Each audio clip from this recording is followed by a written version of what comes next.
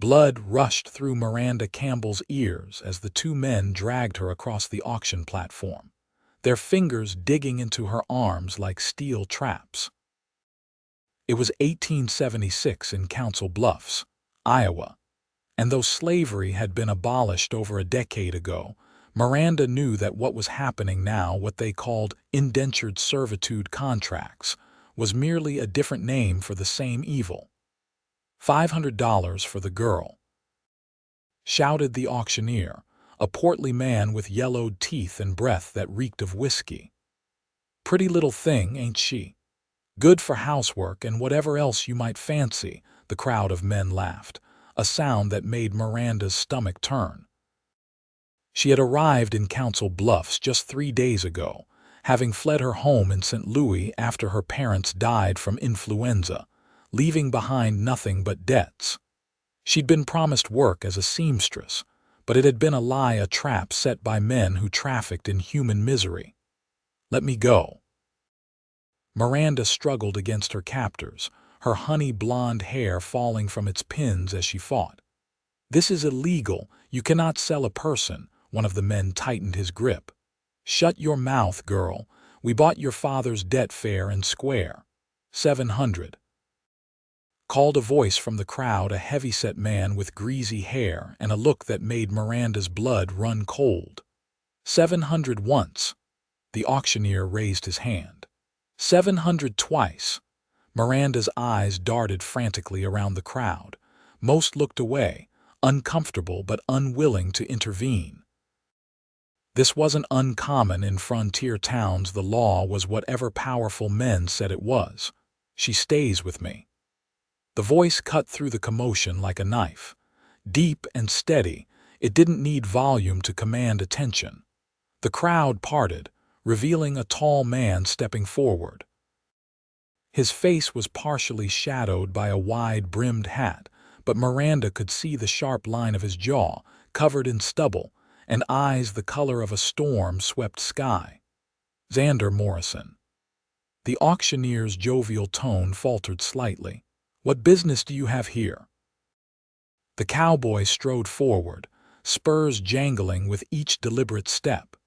He wore a dust-covered duster over a simple shirt, and a gun belt hung low on his hips. Without a word, he reached the platform, his hand shooting out to break the grip of the men holding Miranda. "I said," he repeated, his voice dangerously quiet, "she stays with me." One of the men recovered from his surprise and sneered. "You can't just—" The cowboy's hand moved to rest on his holster. "I don't recall asking permission." The auctioneer cleared his throat. "Now, Morrison, there's proper channels for this. If you want to bid, this isn't a legal auction and you know it, Patterson." Xander's eyes narrowed. "The war's been over for 11 years. This kind of trade got outlawed." "It's a debt contract," the auctioneer protested.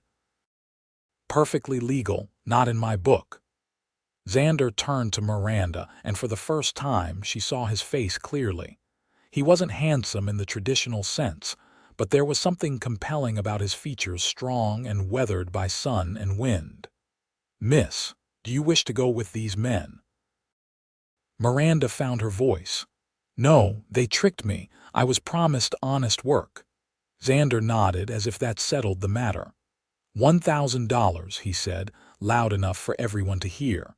He reached into his coat and pulled out a leather pouch, tossing it to the auctioneer. "That should cover any so-called debt with interest."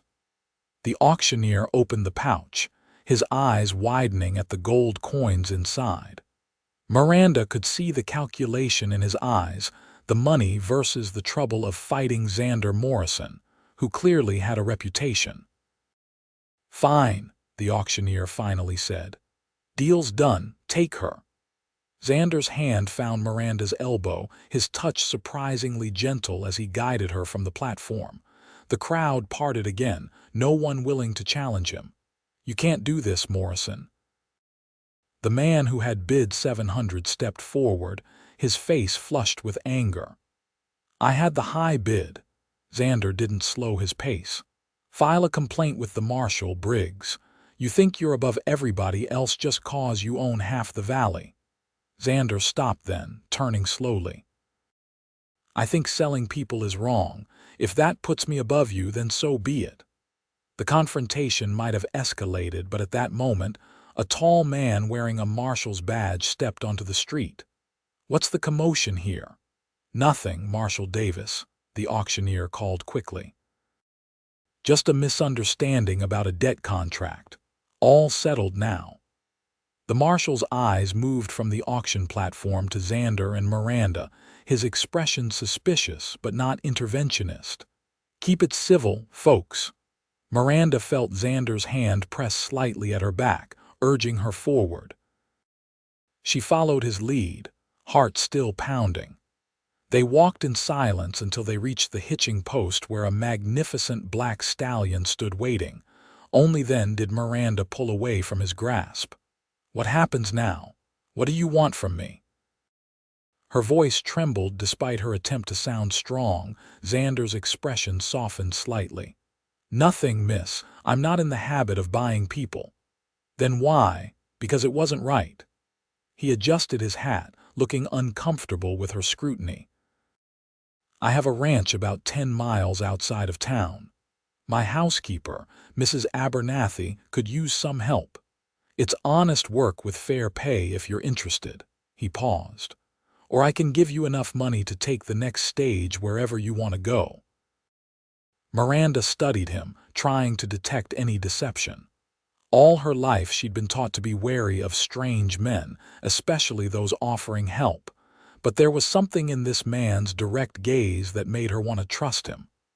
"Why would you help me?" she asked finally. "You don't know me." A flicker of something pain perhaps crossed his face before disappearing. "Let's just say I've seen enough injustice to last a lifetime." He reached for the reins of his horse. "What's your decision, miss?" "Campbell, Miranda Campbell." She looked around at the dusty streets of Council Bluffs, suddenly aware of how vulnerable she was. No money, no connections, and already targeted by unsavory characters. "I accept your offer of employment, Mr. Morrison." He nodded, as if he'd expected nothing less. "Can you ride?" "Yes. My father taught me." Without another word, Xander mounted his horse, then extended his hand down to her. After only a moment's hesitation, Miranda took it, allowing him to pull her up behind him on the saddle. "Hold on," he instructed, and she cautiously placed her hands on his sides. As they rode out of town, Miranda felt the eyes of the townsfolk following them. She knew what they were thinking. What kind of woman rides off with a stranger? But she had made her choice. Whatever awaited her at Xander Morrison's ranch, it had to be better than the fate she had just escaped. The vast expanse of Iowa prairie stretched before them, golden in the late afternoon sun. Miranda tried to calm her racing thoughts by focusing on the rhythm of the horse's hooves and the solid presence of the man in front of her. She didn't know if she had made the right decision, but for the first time in days, she felt something close to hope. The 10-mile journey passed mostly in silence, broken only by Xander's occasional comments about landmarks or the property they were passing. Miranda found herself studying his broad shoulders, the way he sat confidently in the saddle, and how gently he handled his horse. Whatever this man was, he didn't seem cruel. As the sun began to sink toward the horizon, they crested a small hill, and Miranda caught her first glimpse of the Morrison ranch. Nestled in a lush valley, it was far larger than she had imagined. A sprawling main house built of solid timber, several outbuildings, corrals filled with horses, and vast pastures dotted with cattle. "This is all yours?" she couldn't help asking. Xander nodded. "Built it from nothing over the past 6 years." There was a note of pride in his voice, the first real emotion she'd heard from him. They rode down into the valley, passing a stream that cut through the property. As they approached the main house, a boy of about 19 ran out to meet them. "Mr. Morrison, didn't expect you back so soon." The boy's eyes widened when he noticed Miranda. "Oh, hello, madam. Tommy, this is Miss Campbell. She'll be staying with us, helping Mrs. Abernathy." Xander dismounted, then reached up to help Miranda down. "Tommy's our stable hand," he explained to her. The boy ducked his head shyly. "Pleased to meet you, Miss Campbell." "Likewise, Tommy." Miranda smoothed her skirts, suddenly aware of her disheveled appearance after the day's events. "Is Mrs. Abernathy inside?" Xander asked, handing the reins to Tommy. "Yes, sir. Making supper." Xander nodded and gestured for Miranda to follow him toward the house. The interior was surprisingly comfortable, not the sparse bachelor quarters she had expected. A large central room served as both dining and sitting area, with a stone fireplace as its focal point. The furnishings were simple but of good quality, and everything was meticulously clean. "Mrs. Abernathy," Xander called. From what must have been the kitchen emerged a plump woman in her 60s, wiping her hands on her apron. Her gray hair was pulled into a neat bun, and her face, though lined with age, had a kindly expression that immediately put Miranda at ease. "Mr. Morrison, land's sake, you brought company." Mrs. Abernathy's eyes took in Miranda's appearance with quiet assessment. "This is Miss Miranda Campbell. She'll be staying with us and helping you around the house. Miss Campbell, this is Mrs. Edith Abernathy, the backbone of this ranch and the best cook in 3 counties. Mrs. Abernathy chuckled at the praise but kept her focus on Miranda. "What happened to you, child? You look like you've been through the ringer." Before Miranda could respond, Xander intervened. "Miss Campbell had some trouble in town. I'm sure she'd appreciate a chance to freshen up before supper." Understanding dawned in Mrs. Abernathy's eyes. She nodded. "Of course. Come with me, dear. I'll show you to a room where you can rest and wash up." As Miranda followed the older woman, she heard Xander say, "I need to check on some things in the barn. I'll be back for supper." Mrs. Abernathy led Miranda up a narrow staircase to the 2nd floor. "He rescued you from something, didn't he?" she asked without preamble. Miranda hesitated. "Yes. How did you know? It wouldn't be the first time." Mrs. Abernathy opened a door, revealing a small but neat bedroom. "Mr. Morrison has a habit of helping those who need it, though he'd never admit to it." "Who was the first?" Miranda couldn't help asking. Mrs. Abernathy's smile was sad. "Me, for one. My husband died 3 years ago, leaving me with nothing. Mr. Morrison gave me a home and purpose when I thought my life was over." She patted Miranda's hand. "There's wash water in the pitcher there. I'll find you something clean to wear. We're not the same size, but I can alter something quickly. Supper's in an hour." Left alone, Miranda sank onto the edge of the bed, the events of the day finally catching up to her. Tears welled in her eyes, tears of relief, fear, and exhaustion. She allowed herself a moment of weakness before rising to wash her face and hands in the cool water. As she looked around the simple room that would now be hers, she wondered about the enigmatic man who had saved her and what secrets lay behind his storm-gray eyes. The clean dress Mrs. Abernathy provided was indeed too large, but the older woman had quickly taken in the sides with neat stitches and provided a belt to cinch the waist. Miranda helped set the table, grateful for the normalcy of the task after the chaos of the day. Supper was a quiet affair, with Xander saying little beyond asking practical questions about Miranda's skills. She told him about her experience as a seamstress and her basic knowledge of keeping house, learned from her mother. "Mrs. Abernathy will show you the routine tomorrow," he said. "For tonight, rest. You're safe here." That night, lying in a strange bed in a strange house, Miranda found herself replaying the events that had brought her here. The image of Xander Morrison stepping through the crowd, his voice firm as he said, "She stays with me," kept returning to her mind. She didn't know what awaited her in this new life. But as sleep finally claimed her, she felt, for the first time in weeks, that she might have found a place where she belonged. The next morning, Miranda woke to the sound of roosters crowing and the distant lowing of cattle. For a disorienting moment, she didn't remember where she was, but then the events of the previous day came flooding back. She dressed quickly in the clothes Mrs. Abernathy had provided and made her way downstairs. The kitchen was already bustling with activity. Mrs.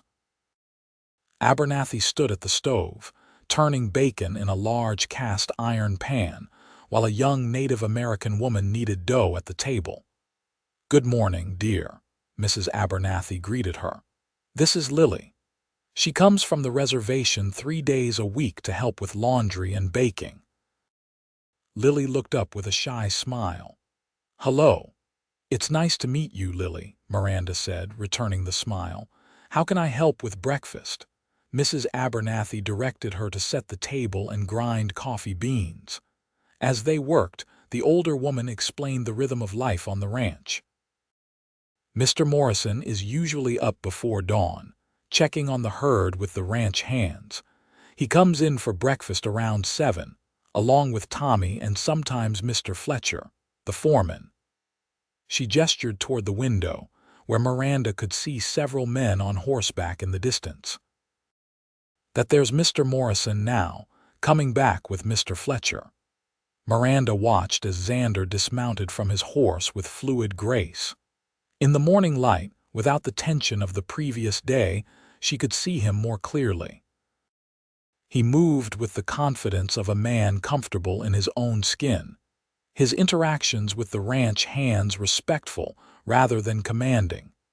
Breakfast was a livelier affair than supper had been. Mr. Fletcher, a weathered man in his 40s with a handlebar mustache, kept the conversation flowing with tales of the cattle's antics. Tommy ate with the enthusiasm of a growing boy, and even Xander seemed more relaxed, the hint of a smile occasionally touching his lips. After the men had gone back to their work, Mrs. Abernathy showed Miranda around the house. It was larger than it had seemed at first. 4 bedrooms upstairs, a study, the main living area, kitchen, and a small room off the kitchen that served as Mrs. Abernathy's quarters.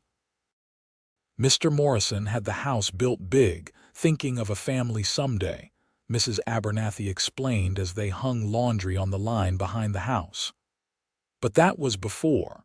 "Before what?" Miranda couldn't help asking. Mrs. Abernathy hesitated. "It's not my story to tell, child. Just know that Mr. Morrison has had his share of heartache." Days turned into weeks, and Miranda settled into life at the Morrison Ranch. Her duties were varied but not overwhelming, helping with cooking and cleaning, mending clothes, and occasionally assisting with record keeping when Mrs. Abernathy's eyes were tired. The work was honest, the pay fair, and for the first time since her parents' deaths, Miranda felt secure. She saw little of Xander during the days. He was always up before dawn and often returned only for meals, spending long hours tending to his herd or riding the boundaries of his property. When he was present, he was unfailingly polite, but maintained a certain distance that Miranda found both intriguing and frustrating. One evening, almost a month after her arrival, Miranda was sitting on the front porch, enjoying the cool air after a particularly warm day. She was darning one of Xander's shirts, having discovered that he wore his clothes until they were practically falling apart before replacing them. The sound of hoofbeats made her look up. Xander was returning alone, his silhouette outlined against the setting sun.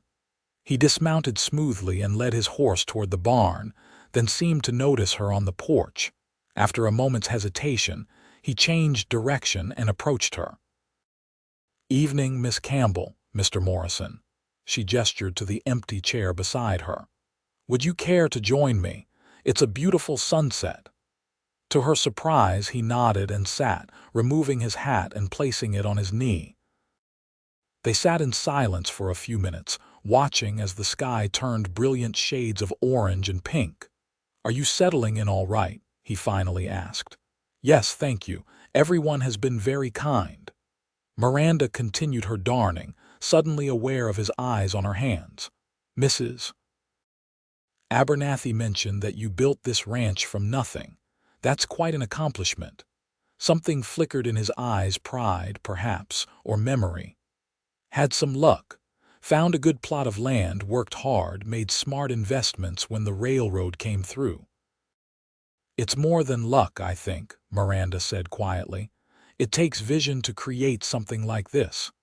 He looked at her then, really looked at her, as if seeing her properly for the first time. "What brought you to Council Bluffs, Miss Campbell, if you don't mind my asking?" Miranda's hands stilled. "My parents died of influenza last winter in St. Louis. They left debts, my father's business had failed, and I had no other family." She sighed. "I answered an advertisement for a seamstress position here. The man who placed it, Mr. Holloway, seemed respectable in his letters. But he wasn't. No, when I arrived, he told me the position had been filled, but he could offer me other work. When I refused, he claimed I owed him for the train ticket he had purchased." Her voice grew bitter. "Suddenly, I found myself with a debt I couldn't repay, and then—" She trailed off. "And then the auction block," Xander finished, his voice hard. Miranda nodded. "If you hadn't come along—" She couldn't finish the thought. "Holloway and his kind prey on people when they're vulnerable." Xander's hands tightened on his hat. "I've seen it too many times." "During the war?" Miranda asked gently. His eyes snapped to hers, surprised. "Yes, I served with the Union, saw things no man should see. My father did as well. He was never the same afterward." She resumed her darning. "He used to wake up shouting in the night." Xander was silent for so long that Miranda thought she had overstepped, but then he said quietly, "I still do sometimes." The admission, so simple and yet so personal, created a shift between them, an opening, small but significant. Before Miranda could respond, the door opened behind them, and Mrs. Abernathy announced that supper was ready. The moment was broken, but as they rose to go inside, Xander said, "Thank you for mending my shirts. You didn't have to do that." "I don't mind," Miranda replied. "I'm good with a needle." "So I see." And there it was, the ghost of a smile that transformed his face, making him look younger and unburdened, if only for a moment. That night, lying in bed, Miranda replayed their conversation. It was the longest exchange they'd had since her arrival, and she found herself wanting to know more about the complex man who had saved her. What had he seen during the war that still haunted him? What was the heartache Mrs. Abernathy had alluded to? And why did the brief smile he had given her make her heart beat faster in a way that had nothing to do with fear? The following day brought an unexpected development.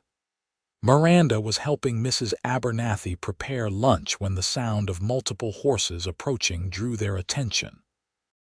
"We're not expecting visitors, are we?" Miranda asked, wiping her hands on her apron. Mrs. Abernathy frowned. "Not that I know of." She moved to the window.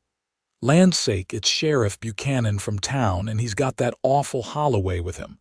Miranda's heart sank. She joined Mrs. Abernathy at the window and recognized the man who had tricked her into coming to Council Bluffs, a well-dressed man with a neat beard and cold eyes. Beside him rode the town sheriff, and another man she didn't recognize. "Where's Mr. Morrison?"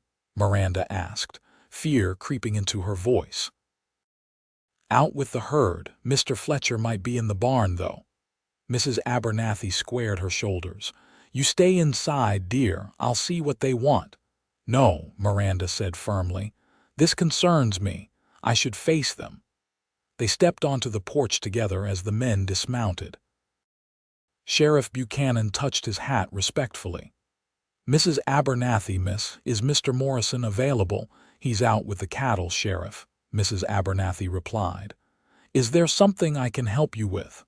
Holloway stepped forward, his gaze fixed on Miranda. There she is. That's the girl who stole from me and ran off, Miranda gasped. That's a lie. You tricked me and tried to sell me. Now, the sheriff said, raising a hand. Let's keep this civil. Mr. Holloway here has filed a complaint claiming Miss. He looked at his notes. Campbell ran off with money owed to him and some valuable items. That's absurd, Miranda protested. I arrived in Council Bluffs with nothing but the clothes on my back and a small carpet bag of possessions. Mr. Holloway took even those from me before I was put up for auction. Auction? The sheriff frowned. What auction? The third man, who had remained silent until now, cleared his throat. I witnessed it, Sheriff. This young woman was indeed being auctioned off at Patterson's warehouse under the guise of a debt contract. Mr. Morrison intervened and paid a sum to release her from any supposed obligation. Miranda stared at the man in surprise. He was older, perhaps in his 50s, with a dignified bearing and intelligent eyes behind wire-rimmed spectacles. "And you are?" the sheriff asked. "Judge William Harrington. I was in town that day on circuit court business." The judge's gaze hardened as he looked at Holloway. "What I witnessed was, in my opinion, a clear violation of the 13th Amendment. I chose not to intervene immediately because Mr. Morrison handled the situation, but I've been gathering evidence about similar incidents in the area." Holloway's face had gone pale. "This is ridiculous. The girl agreed to work as a seamstress," Miranda interrupted. "Not as whatever you were planning to sell me as." The confrontation might have escalated further, but at that moment, the sound of galloping hooves announced Xander's arrival. He rode in hard, clearly having been alerted by one of his men. Dismounting in a fluid motion, he strode toward the group, his expression thunderous. "What's happening here?" he demanded. Sheriff Buchanan explained the situation again, looking increasingly uncomfortable as he did so. When he finished, Xander's eyes were like steel. "So Holloway here is not only continuing his illegal operation, but now has the audacity to accuse Miss Campbell of theft." His voice was dangerously quiet. "Sheriff, if you had bothered to investigate before riding out here, you would have discovered that Miss Campbell arrived in Council Bluffs with a legitimate offer of employment from this man. Instead, he took her possessions, created a fictitious debt, and attempted to sell her." "That's a serious accusation, Morrison," the sheriff said, though he was now looking at Holloway with suspicion. "It's the truth," Judge Harrington affirmed. "And I suspect Miss Campbell is not the only victim. I've been hearing reports of similar situations throughout the county." Holloway's bravado crumbled. "This is a misunderstanding. I never intended, save it for your trial," Judge Harrington cut in. "Sheriff, I believe you have grounds for an arrest here." The sheriff hesitated only briefly before nodding. "Mr. Holloway, I'm placing you under arrest pending investigation into these allegations." As the sheriff read Holloway his rights, Miranda felt a wave of relief wash over her. Xander moved to stand beside her, his presence solid and reassuring. "Are you all right?" he asked quietly. She nodded. "I am now, thank you." The judge approached them as the sheriff led a protesting Holloway toward the horses. "Mr. Morrison, Miss Campbell, I apologize for the disturbance. I've been investigating Holloway and his associates for some time but lacked first-hand testimony." "Miss Campbell, would you be willing to make a formal statement?" "Of course," Miranda agreed. "I want to make sure he can't do this to anyone else." Judge Harrington nodded approvingly. "Excellent. I'll be in Council Bluffs for another 2 days before continuing my circuit. Perhaps you could come to my temporary office at the courthouse tomorrow." "I'll bring her," Xander said firmly. After the judge and sheriff departed with their prisoner, Mrs. Abernathy insisted they all come inside for lunch. As they ate, Miranda noticed Xander watching her with an unreadable expression. "What is it?" she finally asked. "You stood your ground," he said. "Most people wouldn't have the courage to face down someone like Holloway." "I was terrified," Miranda admitted. "But I refused to let fear rule my life anymore." Something flickered in Xander's eyes, respect, perhaps, or admiration. "Good. Fear's a poor master." The next day, Xander himself drove Miranda into town in his wagon rather than riding horseback. They made an unlikely pair, he in his practical ranch clothes, she in her best dress, altered from one of Mrs. Abernathy's, but there was a companionable ease between them that hadn't been there before. "Have you been to Council Bluffs since?" Xander asked as they approached the town. "No," Miranda admitted. "I've been avoiding it." He nodded, understanding. "We'll be quick." "Statement to the judge, then. I have some business at the bank and general store." He glanced at her. "If there's anything you need while we're here. Some fabric, perhaps." "I've been thinking of making new curtains for the kitchen windows." She hesitated. "If that would be all right." "It's your home now, too," Xander said, then seemed surprised by his own words. "I mean, for as long as you choose to stay." Miranda felt a warmth spread through her chest at his words. "Thank you." The town looked different in daylight, less threatening than it had that fateful afternoon. Still, Miranda stayed close to Xander as they made their way to the courthouse. Judge Harrington received them promptly, his manner kind but professional as he took Miranda's statement about everything that had happened. "You've been very brave, Miss Campbell," he said when they had finished. "Your testimony, along with evidence we've gathered from other victims, should be enough to ensure Holloway faces justice." "What about the others involved?" Miranda asked. "The auctioneer, Patterson, and the men who were bidding."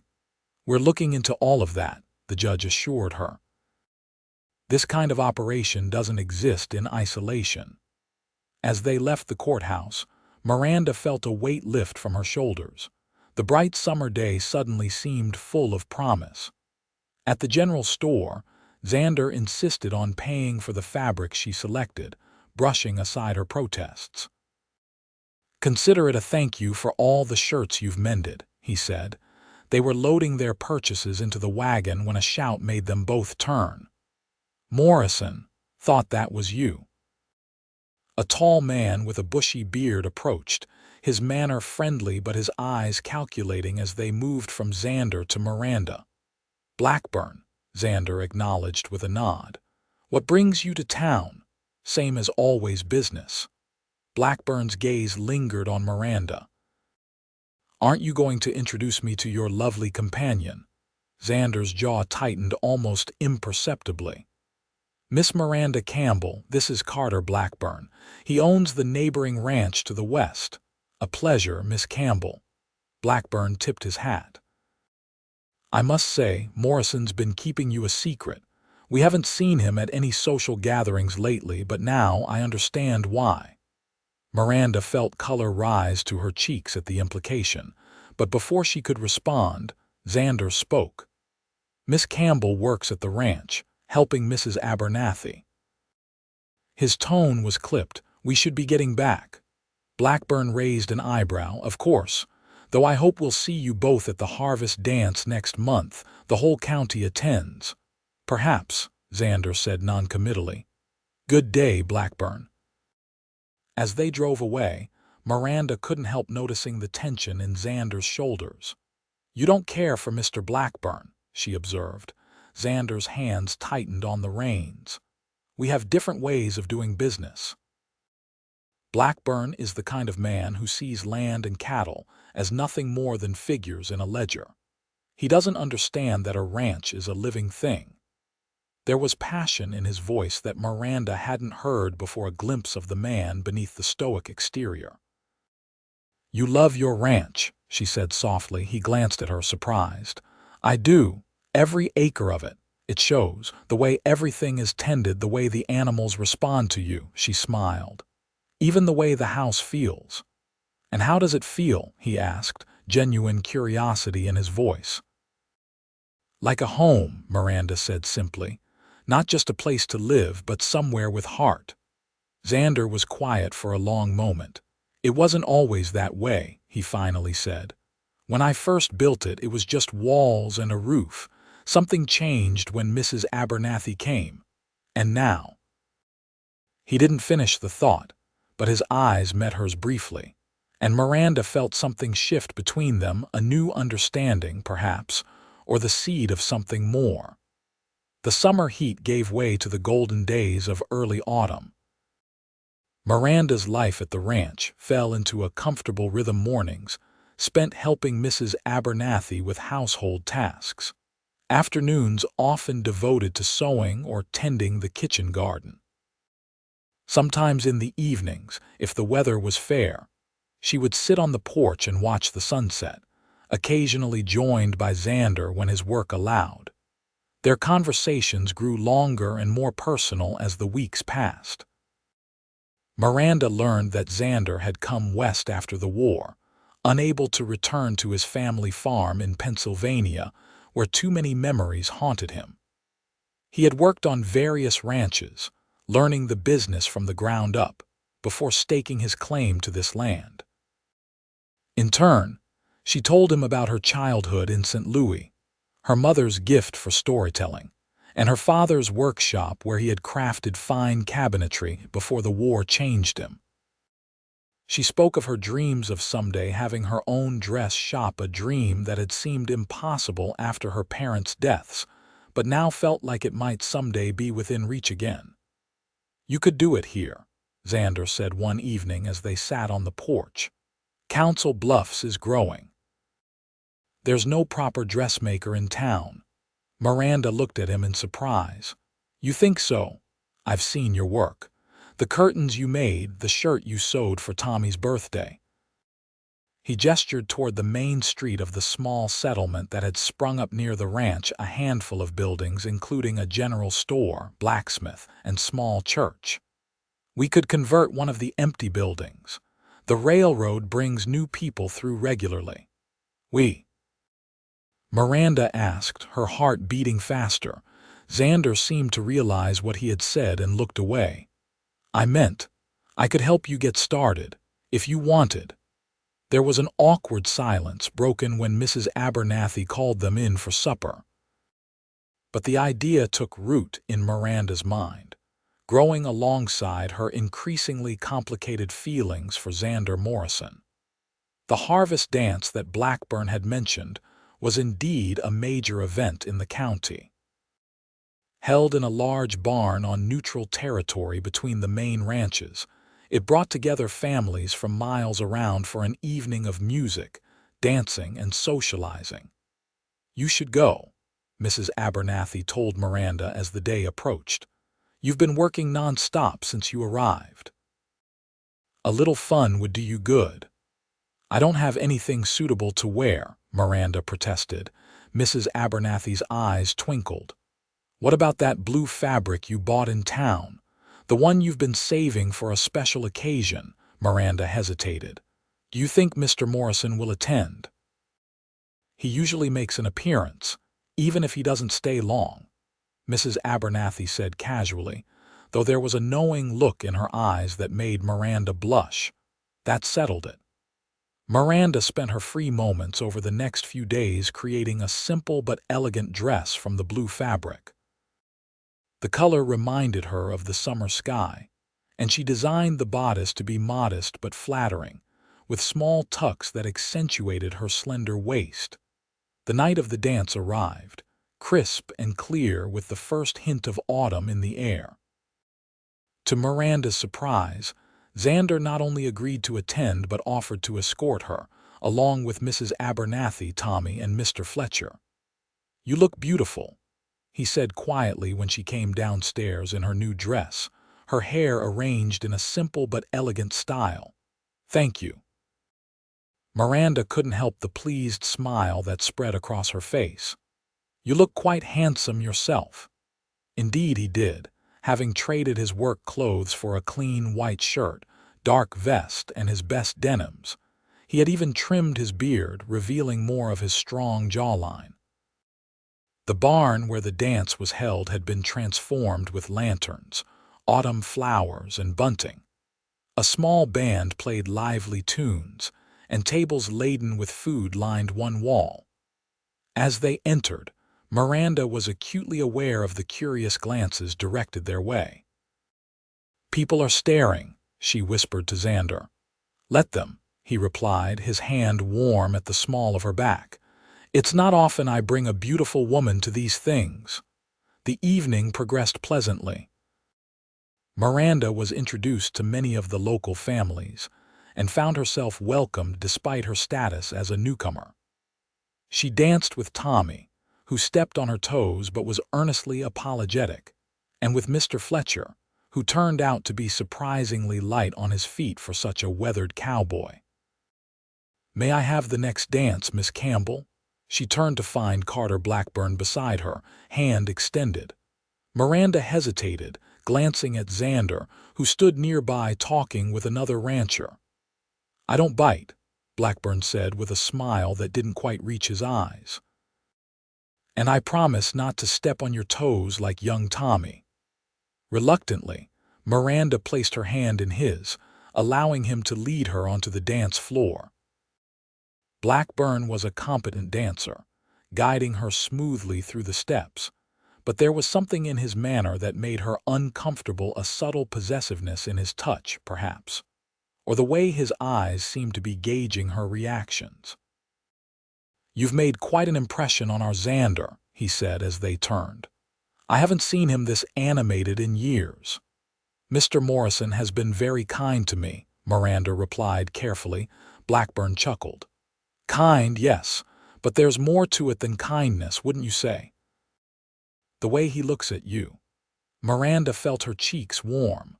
"I'm not sure what you're implying, Mr. Blackburn, but no implication, my dear, merely observation." His hand at her waist pressed slightly, drawing her closer than was proper. "I should warn you, though Xander Morrison has a history of saving damsels in distress, but his interest tends to wane once the crisis has passed." Miranda stiffened. "I think you're mistaken about Mr. Morrison's character."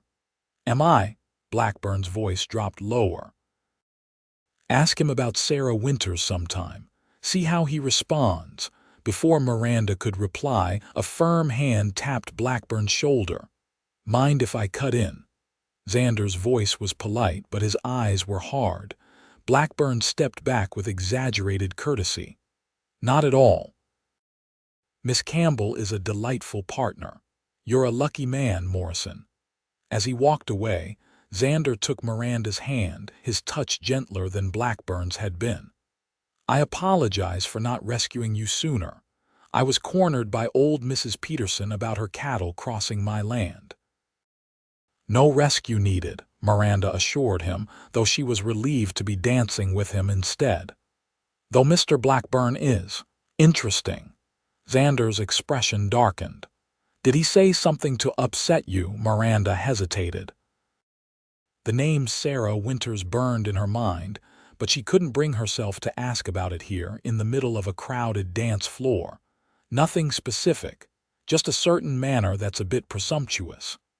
Xander relaxed slightly. "That's Blackburn, always pushing boundaries."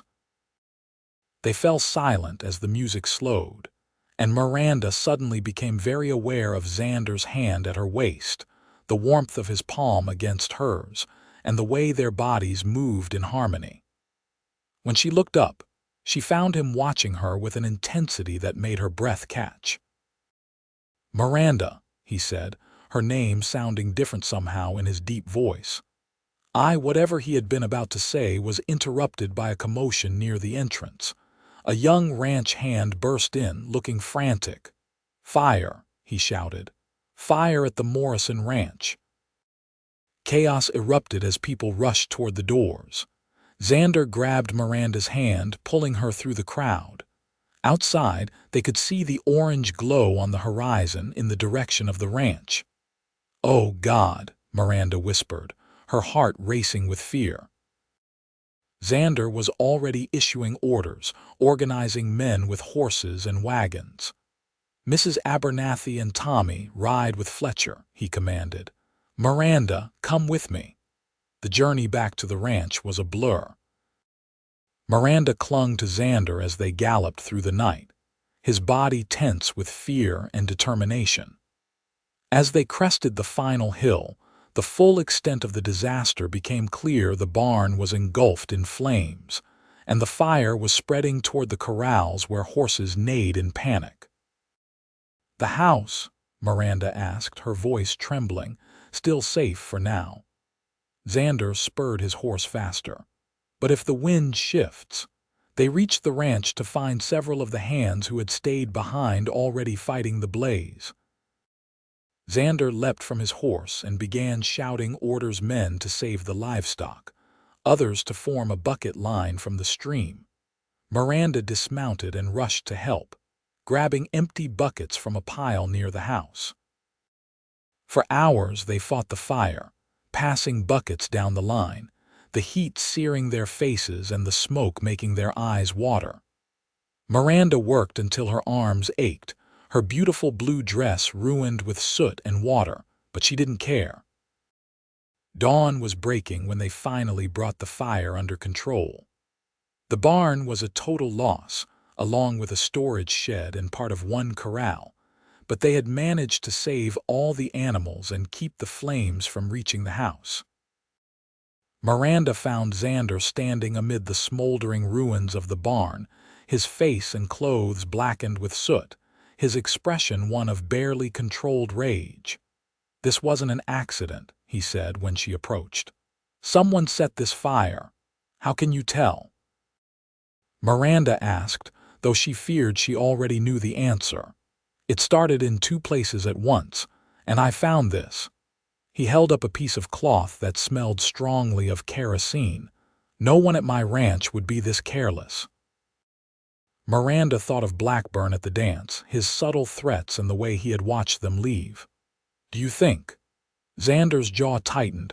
"I can't prove anything, not yet, but yes, I have my suspicions." They were interrupted by the arrival of Sheriff Buchanan, who had ridden out as soon as he heard about the fire. As Xander spoke with him, Miranda returned to the house to help Mrs. Abernathy prepare food and coffee for the exhausted firefighters.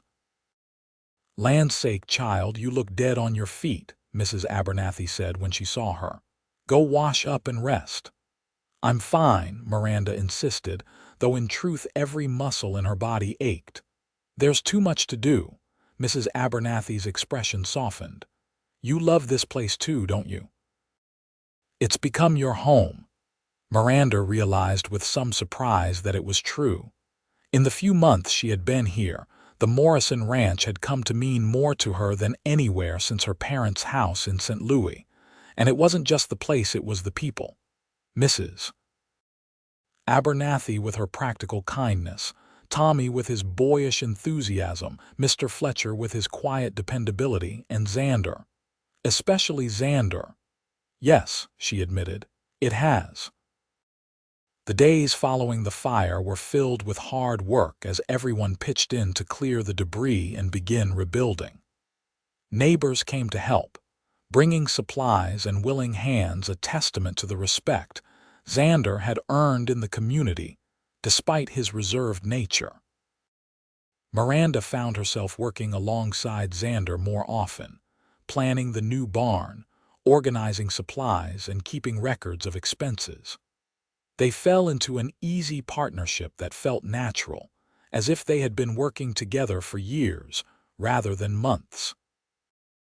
One evening, as they sat at the kitchen table reviewing ledgers after everyone else had gone to bed, Xander suddenly asked, "Are you happy here, Miranda?" The question caught her off guard. "Yes, very much so," he nodded as if confirming something to himself. "You know you don't have to stay. The danger from Holloway is past. He's been sentenced to 5 years in prison. If you wanted to move on, pursue that dream of your dress shop." "Are you asking me to leave?" Miranda's heart constricted at the thought. "No." The vehemence in his voice startled them both. More quietly, he added, "No, that's not what I meant. I I don't want you to feel obligated to stay because I helped you once." Miranda studied his face, seeing the uncertainty there. Blackburn's words from the dance came back to her about Xander's history of saving damsels and his interest waning. Was he expecting her to leave? "Did he want her to, Xander?" she said gently. "Who is Sarah Winters?" His head snapped up, eyes wide with surprise. "Where did you hear that name?" "Blackburn mentioned her at the dance. He implied that there was a pattern to your behavior." Miranda's courage almost failed her, but she pressed on. "That you've rescued women before, only to lose interest." Xander's expression hardened, then crumpled into something like grief. He pushed back from the table and walked to the window, staring out into the darkness. "Sarah Winters was my fiancée," he said finally, his voice low. "Before the war, we grew up together in Pennsylvania, planned to marry when I returned." Miranda waited, sensing there was more to the story. "During the war, her family fell on hard times. Her father died, leaving debts." His hands gripped the windowsill. "A man named Garrett offered to help cancel the debts if Sarah would marry him. He was wealthy, 3 times her age, but she agreed to save her mother and sisters from destitution." "That's terrible," Miranda whispered. "I didn't know any of this until I came home on leave," Xander continued. "Found her already married, living in Garrett's mansion, looking like a ghost of herself." His voice grew bitter. "She wrote to me, tried to explain, but her letters never reached me at the front. By the time I returned for good, she was dead pneumonia, they said, but some whispered that Garrett had been cruel to her." Miranda rose and crossed to him, her heart aching for his loss. "I'm sorry, Xander." "I couldn't save her," he said simply. "And then after the war, I couldn't stay there with the memories, so I came west, built this place, tried to forget." "Is that why you helped me?" Miranda asked. "Because of Sarah?" He turned to face her, his eyes troubled. "Maybe at first. When I saw you on that auction block, something in me just snapped. But Miranda, you have to know what I feel for you isn't about the past. It isn't about rescuing or atoning or any of that." "What do you feel for me?" she asked, her voice barely above a whisper. Instead of answering with words, Xander reached out, his hand cupping her cheek with infinite gentleness. Miranda leaned into his touch, her eyes closing briefly at the warmth of his palm against her skin. When she opened her eyes, he was watching her with such tenderness that it took her breath away. Slowly, giving her every opportunity to pull away, he lowered his head until his lips met hers in a kiss so soft it was almost reverent. Miranda responded instinctively, her hands coming up to rest on his chest as she returned the kiss. It deepened gradually, becoming something more urgent, more profound, a communication of feelings too complex for words. When they finally drew apart, both slightly breathless, Xander rested his forehead against hers. "I love you, Miranda Campbell. Not because I saved you, but because of who you are, your courage, your kindness, the way you see beauty in everything around you. The way you've made this house into a home." Tears welled in Miranda's eyes. "I love you too. I think I have almost since the beginning, though I was too afraid to admit it, even to myself." He kissed her again, more confident now, his arms encircling her waist to draw her closer. Miranda felt as if everything in her life, all the loss and hardship, all the fear and uncertainty had been leading her to this moment, to this man. When they parted, Xander looked suddenly uncertain. "I should have done this properly. Asked permission, gone down on one knee." Miranda laughed, a sound of pure joy. "Whose permission would you ask? I'm my own woman." He smiled, that rare, transformative smile that lit up his entire face. "That you are, and that's one of the many reasons I love you." He took her hands in his. "Miranda Campbell, will you marry me? Make this place truly your home, not as my employee, but as my wife." "Yes," she said without hesitation. "Yes, with all my heart." Their happiness, however, was soon to be tested. 2 days after their engagement, as they were meeting with the carpenter about the new barn, a ranch hand galloped up with news Carter Blackburn was claiming that some of Xander's cattle had strayed onto his land, and he was impounding them until Xander paid a hefty fine. "This is ridiculous," Xander fumed as he prepared to ride to Blackburn's ranch. "Those cattle are clearly marked with my brand. He's just trying to provoke me." "Be careful," Miranda urged, worry gnawing at her. "After the fire, I don't trust him." Xander's expression softened as he looked at her. "I'll be fine. I'll take Fletcher and a couple of men, handle this legally."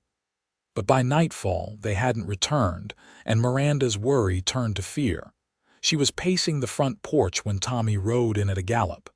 "Miss Miranda," he shouted, dismounting before his horse had fully stopped. "There's trouble. Mr. Morrison and Mr. Fletcher were arrested." "Arrested? For what?" Miranda demanded, her heart racing. "Mr. Blackburn claims they drew weapons on his property," Tommy explained breathlessly. "Sheriff took them to the jail in town. Mr. Fletcher sent me to tell you." Miranda didn't hesitate. "Saddle my horse, Tommy, and yours too. You're coming with me." The ride to Council Bluffs seemed interminable. By the time they reached the sheriff's office, it was full dark, but lights still burned in the windows. Miranda dismounted and strode inside, Tommy at her heels. Sheriff Buchanan looked up from his desk in surprise. "Miss Campbell, it's late for a lady to be out." "Where is Mr. Morrison?" she demanded, dispensing with pleasantries. The sheriff sighed. "In the cell back there, along with Fletcher. Blackburn's pressing charges says they threatened him with firearms when he refused to release the cattle." "That's absurd. Xander wouldn't." "I know," Sheriff Buchanan interrupted, surprising her. "Something doesn't add up, but I have to follow procedure. They'll see the judge in the morning." "May I speak with him?" Miranda asked, softening her tone. The sheriff hesitated, then nodded. 5 minutes. He led her to the cells at the back of the building where Xander and Fletcher sat on narrow bunks.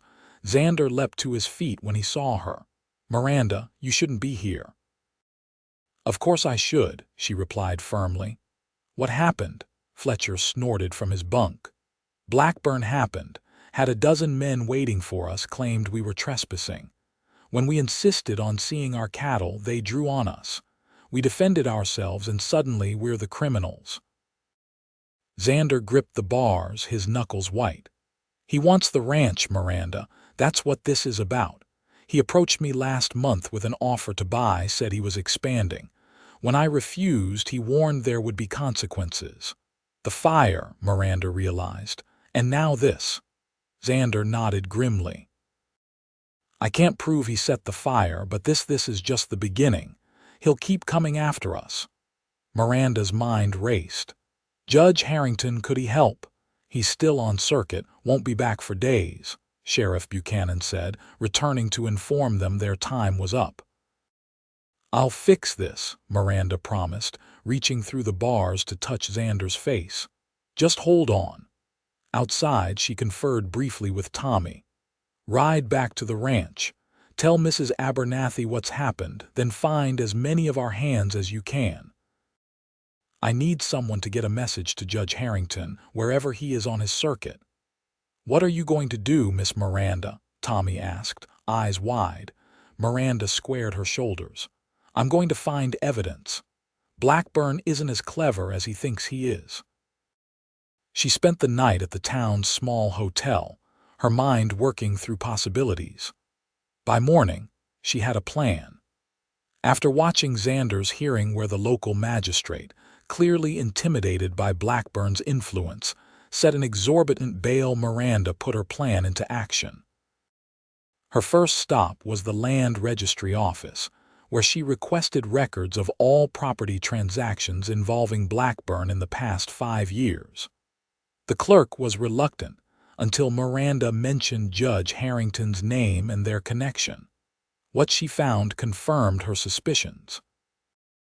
Blackburn had been systematically acquiring neighboring properties. Often after mysterious misfortunes befell their owners, fires, cattle disease, even a flood that some said had been caused by tampering with a dam upstream. Her next stop was the telegraph office, where she sent messages to two addresses, one to Judge Harrington's next scheduled stop on his circuit, the other to a newspaper editor in Omaha, whom Xander had once mentioned as being interested in land speculation stories. Then, in her boldest move, Miranda visited the saloon frequented by ranch hands and cowboys. Ignoring the stares and whispers that greeted a respectable woman entering such an establishment, she sought out Blackburn's men. One in particular, a young cowboy named Pete who had been drinking steadily since noon, proved receptive to her questions, especially when she hinted at the possibility of a reward for information about the fire at the Morrison ranch. "Weren't supposed to hurt nobody," Pete mumbled, looking into his whiskey glass rather than at Miranda. "Just scare Morrison, make him sell." "Who gave the order, Pete?" Miranda pressed, though she already knew the answer. "Boss did. Said Morrison was stubborn, needed persuading." Pete hiccuped. "Didn't like it. Morrison's fair to his men, unlike some." Miranda left the saloon with Pete's promise to testify if needed, though she wasn't sure how reliable his word would be once he sobered up. Still, it was a start. She was heading back to the hotel when a hand grabbed her arm, pulling her into an alley. She found herself face to face with Blackburn himself, his expression cold. "You're causing trouble, Miss Campbell," he said, his grip painfully tight on her arm. "Asking questions, spreading rumors." "Let go of me," Miranda demanded, refusing to show fear though her heart was pounding. "You know I offered Morrison a fair price for that ranch," Blackburn continued as if she hadn't spoken. "More than fair, but he refused. Sentimental fool." "He built that ranch from nothing," Miranda retorted. "It's his home, his life's work. Not everything has a price, Mr. Blackburn." Blackburn's eyes narrowed. "Everything has a price, my dear, and everyone has a breaking point." His voice lowered. "Morrison's in jail. Bail's set so high he'll be there for months before trial. Meanwhile, who's running his ranch? Certainly not his aging housekeeper or that slip of a boy." Miranda lifted her chin. "I am." Blackburn laughed an unpleasant sound. "You, a seamstress playing at being a rancher, that's rich." His expression turned calculating. "But maybe we can help each other. I could drop the charges, let Morrison go. All he has to do is sell me the ranch at a reduced price now, given the circumstances." "He'll never agree to that," Miranda said confidently. "Oh, I think he might." Blackburn released her arm to straighten his coat. "Especially if the alternative is watching you struggle and fail, losing everything he's built. Think about it, Miss Campbell. Be the voice of reason." He tipped his hat and walked away, leaving Miranda trembling with anger and determination. She would not be intimidated, and she would not let Xander lose his ranch. The next day brought unexpected support. Judge Harrington arrived in town, having received Miranda's telegram and ridden through the night. His presence immediately changed the dynamics. The local magistrate suddenly remembered his duty to justice, rather than to powerful ranchers, and Xander and Fletcher were released on a significantly reduced bail. "I've been investigating Blackburn for months," Judge Harrington told them as they gathered in the hotel dining room. "Your situation fits his pattern perfectly, but we need more concrete evidence to stop him permanently." "I might have some," Miranda said, explaining about Pete and her discoveries at the land registry. Xander looked at her with a mixture of pride and concern. "You've been busy." "I couldn't let him win," she said simply. "Not after everything he's done." The judge nodded approvingly. "Blackburn has friends in high places, but so do I. And the newspaper angle was inspired, Miss Campbell. Nothing powerful men hate more than public exposure. They developed a plan. While the judge worked through legal channels, gathering depositions and evidence, Xander would return to the ranch and prepare for Blackburn's next move. "He won't stop," Xander warned as he and Miranda rode home that evening. "He's cornered now, which makes him more dangerous." Miranda reached over to squeeze his hand. "Then we'll face him together." The next week was tense but productive. Under Miranda's direction, the ranch hands had kept operations running smoothly despite Xander's absence. The new barn was taking shape, and the cattle had been moved to pastures farther from Blackburn's property line. Word came from town that the Omaha newspaper had published an article questioning Blackburn's land acquisition methods, naming him specifically and hinting at criminal activities. Pete, true to his word, had given a sworn statement about the fire, and other former Blackburn employees were coming forward with similar stories. "We're winning," Miranda told Xander one evening as they walked along the stream that ran through their property. "Blackburn's reputation is crumbling." Xander nodded, but his expression remained troubled. "That makes him desperate. I've doubled the night watch on the herd, but I'm more worried about the house, about you." "I'm not afraid," Miranda said, though they both knew it wasn't entirely true. "I know." Xander stopped, turning to face her. He took both her hands in his. "Your courage is one of the many things I love about you. But Miranda, if anything happened to you because of me, because of this land is my home too now," she reminded him. "Our home. I'll fight for it just as hard as you will." He pulled her into his arms, holding her as if he never wanted to let go. "I don't deserve you," he murmured into her hair. "Yes, you do," Miranda said firmly, lifting her face to his. "We deserve each other, and we deserve happiness." Their kiss was both tender and fierce, a promise, a commitment, a defiance against anyone who would try to come between them. The confrontation, when it came, was more dramatic than either of them could have anticipated. 3 nights later, Miranda was awakened by shouts and the sound of gunfire.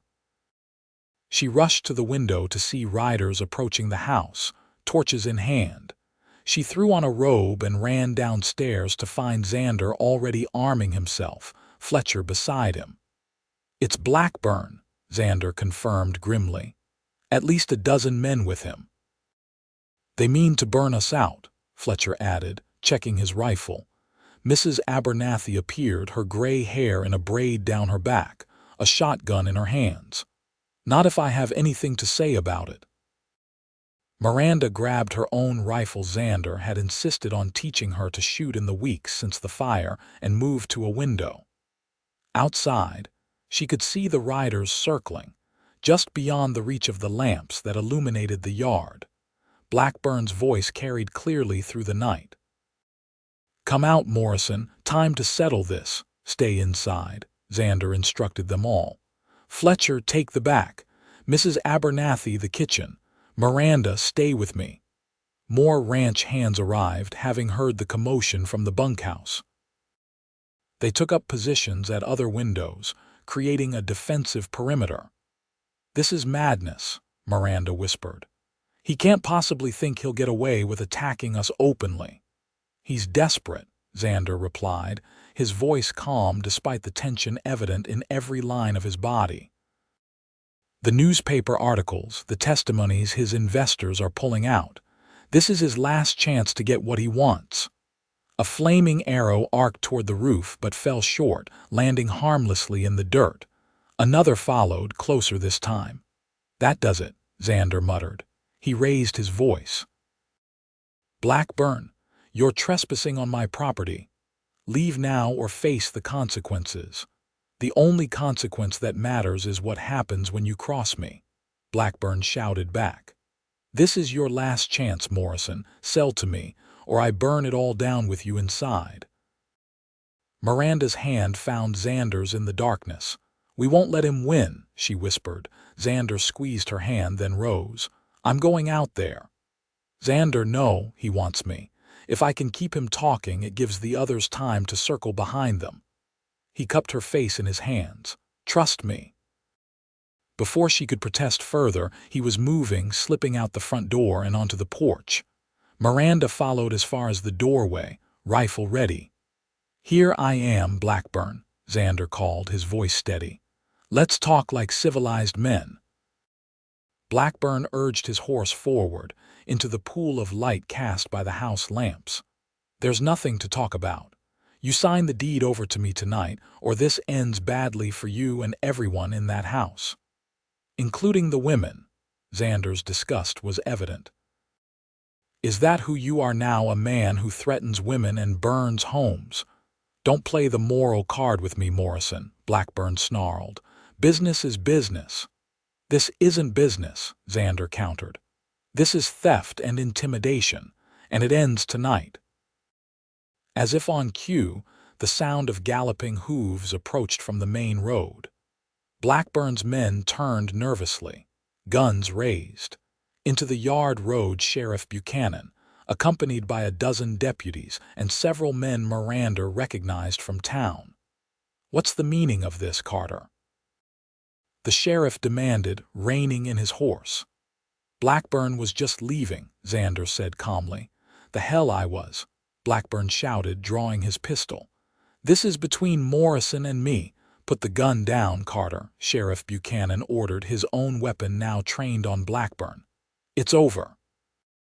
We have sworn statements about the fire, about the cattle rustling, about all of it. Judge Harrington issued warrants for your arrest, yours, and anyone who helps you tonight." Blackburn's men began to melt away, clearly unwilling to face prison for their boss's vendetta.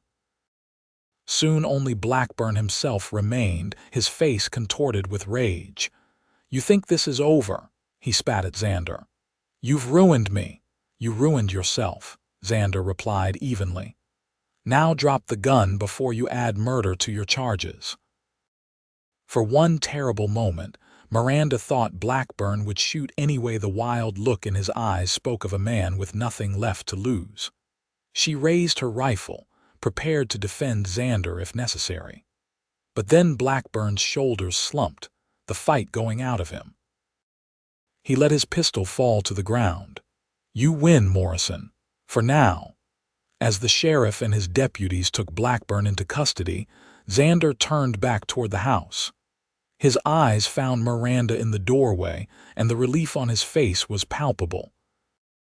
He crossed to her in 3 long strides, gathering her in his arms. "It's over," he murmured against her hair. "Truly over." Miranda clung to him, the rifle forgotten at her feet. "I was so afraid he would shoot you. Takes more than Carter Blackburn to separate me from the woman I love." Xander pulled back slightly to look into her eyes.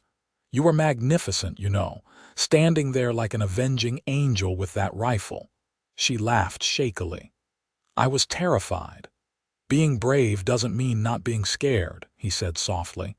"It means doing what needs to be done despite the fear." He kissed her then, a kiss that held the promise of all their tomorrows. The wedding took place on a perfect autumn day, just as the leaves were turning gold and crimson. Judge Harrington officiated, having returned to Council Bluffs for Blackburn's trial. The ceremony was held on the ranch, with the newly completed barn decorated with wildflowers and ribbons for the celebration afterward. Miranda wore a dress of ivory satin that she had designed and sewn herself, with Mrs. Abernathy's help. As she walked toward Xander, who waited for her beneath an arch of twisted branches and late-blooming roses, she thought of the journey that had brought her here from orphan to almost slave to beloved bride. "You are so beautiful," Xander whispered when she reached him, his eyes shining with emotion. "And you are the best man I have ever known," she replied, her heart full. Their vows were simple but heartfelt, a promise to love and protect each other through whatever life might bring. When Judge Harrington pronounced them husband and wife, the gathered friends and neighbors erupted in cheers. The celebration lasted well into the night, with music and dancing, feasting and laughter.